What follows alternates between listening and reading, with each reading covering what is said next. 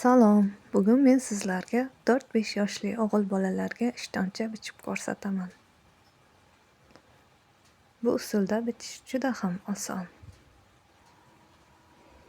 Men sizlarga o'zim yaratib, bichib, tikib ko'rgan usulni ko'rsataman.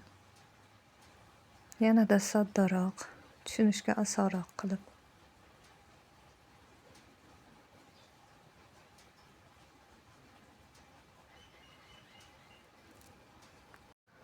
Bu usulda bichib tiksangiz, matoyingiz kam bo'lsa ham, mayda ko'soqlardan ham ajoyib ishtonchalar yaratsangiz bo'ladi, bezak berib.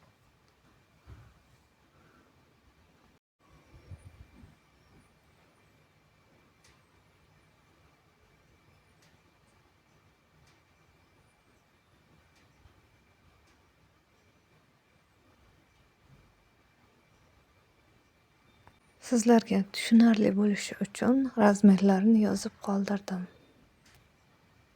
13, bo'yiga 50, yoniga 21,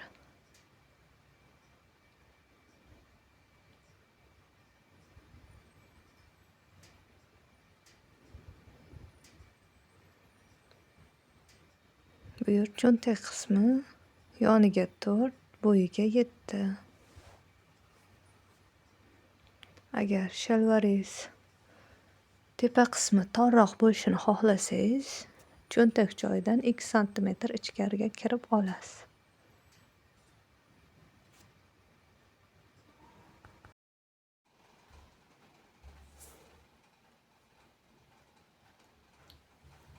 Yon qismi ham, cho'ntak qismi ham qirqib olib tashlanadi.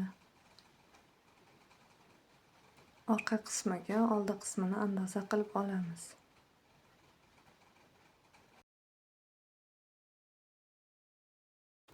Qarang, endi orqa qismini olishda yonlari birdek bo'ladi. Bel qismiga esa tepaga 2 sm chiqamiz. Shu tarzda chizib olamiz. Pastiga kelganda 1 sm pastga tushamiz. Shu tarzda oyoq uchigacha 1 sm qo'shib chizib olamiz. Qolgan joylari bir xil bo'lib chiqadi.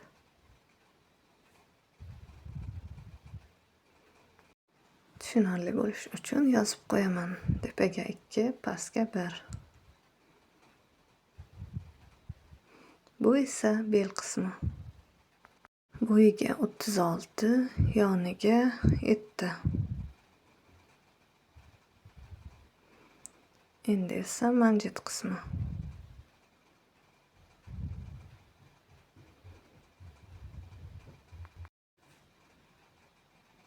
Manjet bo'yiga 18, yoniga 11. Bu albatta oyoq manjeti.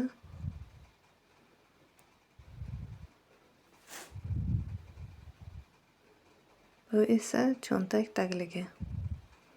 Yoniga 13, bo'yiga 14.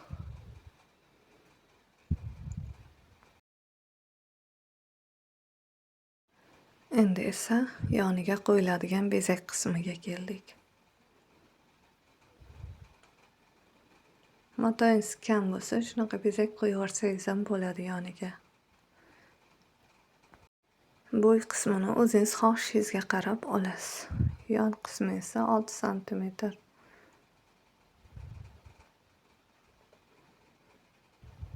Uchburchak shaklda shunaqa qirqib olasiz.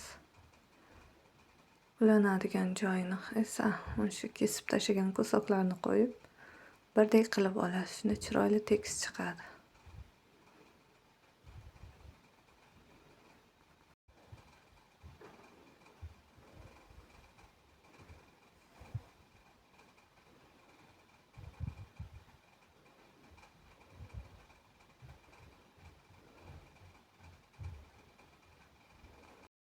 Shunaqa usulda ulanadi.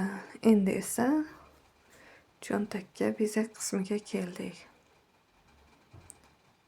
Buni qo'ysangizlar ham, qo'ymasangizlar ham xohishlaringizga bog'liq. Men buni bezak sifatida ishlatdim.